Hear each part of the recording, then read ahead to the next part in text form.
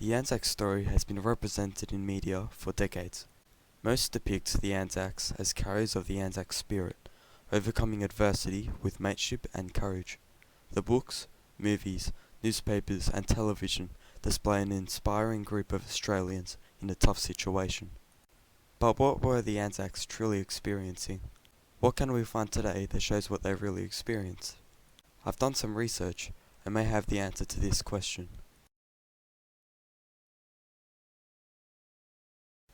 Ellis was an artist at the landing, and his diary will be my first primary source. It suggests that it was tough, death at every turn.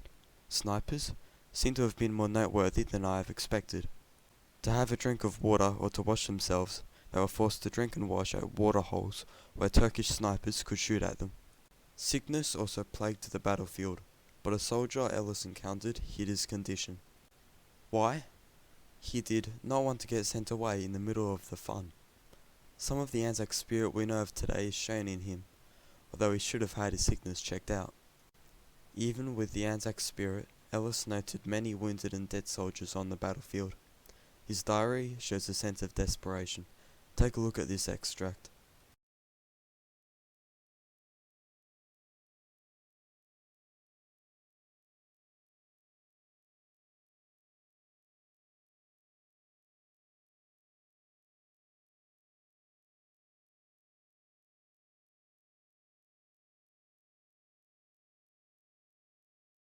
Later on in the diary, he talks about his sleep deprivation, excellent rations, and his deliriousness.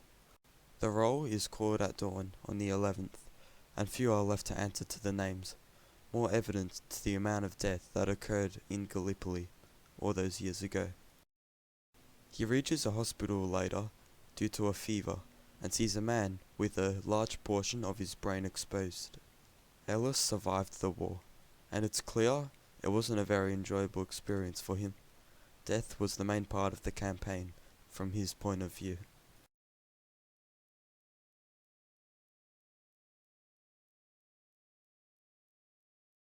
This next source is another diary entry by another Ellis. He is a war correspondent, a journalist. He reports from the battlefield.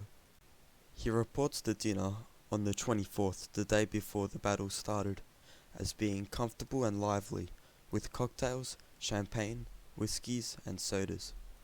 He also notes they steamed slowly through the night to an unknown destination, which is probably saying how they weren't certain of which area they would land at.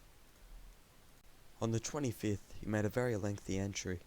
He notes lots of fighting and bad medical arrangements.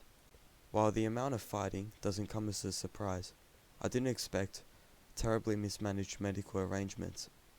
When I think of what the ANZACs went through, I don't think much of how well they took care of the wounded. The Australians were also shown to be hard-pressed and needed all the help they could get. The battle was a tough one. His next entry was on July the 23rd, almost a month after the last one. He writes about a part of the line, the front line I assume, causing anxiety, as it is felt that if the Turks attacked in force, they might get cut off. Fear was a part of what the ANZACs experienced. He wrote the day after about trying to get photos and how it was exciting work. He also writes about an unpopular general that never visited the front lines and ordered reckless attacks.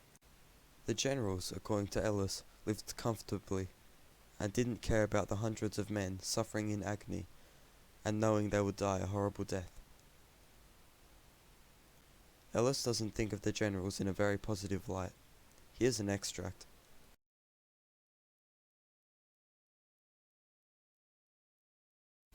They estimated 5,150 Turks killed and 15,000 wounded. On the 25th of July, Ellis sees more troops arrive, and views them as a weedy looking lot, and thinks some of them hardly look as if they could carry their kits. Poor devils, he notes. He survived the war, and seems to have not liked what he saw. He wasn't in much immediate danger, but he sympathised with what the ANZACs were experiencing.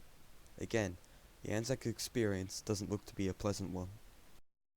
This photo shows ANZACs on a beach at Gallipoli.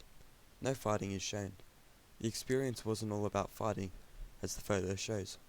While the previous two diary entries pictured a horrific war zone, This one pictures a place of peace.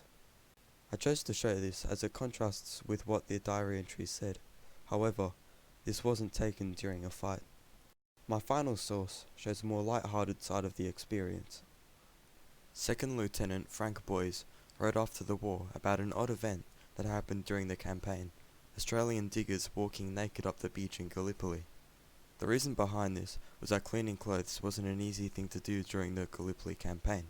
Soldiers had to clean them quickly at the beach and didn't have time to let the clothes dry properly because of shelling and not wanting to wear wet clothes.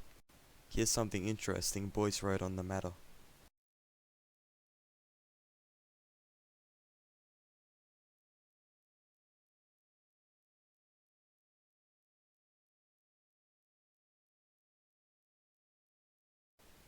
When the troops left Gallipoli to go to the Western Front, they had access to facilities that let them wash their clothes.